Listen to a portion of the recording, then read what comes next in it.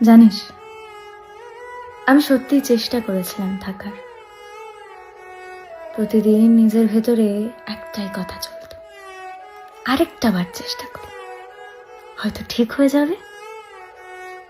ভাবতাম তোর রাগ, তোর সন্দেহ, তোর আচরণ সবই সাময়িক, কিন্তু দিন শেষে বুঝলাম কিছু মানুষকে ভালোবাসা যায়, সহ্য করা যায় না। তোকে পাল্টানোর চেষ্টা করেছিলাম, কথায়, ভালোবাসায়, চোখের জলে, কিন্তু তুই কখনো বুঝিসনি।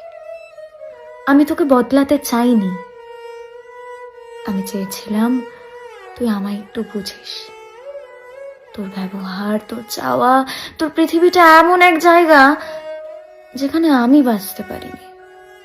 তুই শান্তি খুঁজেছিস নিজের আধিপত্যে, আর আমি খুঁজেছি ভালোবাসার নরম জায়গায়।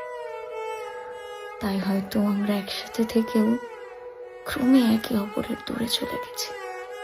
আচ্ছা, তুই তোর এই দিকটা প্রথমেই দেখালি না কেন বলতো?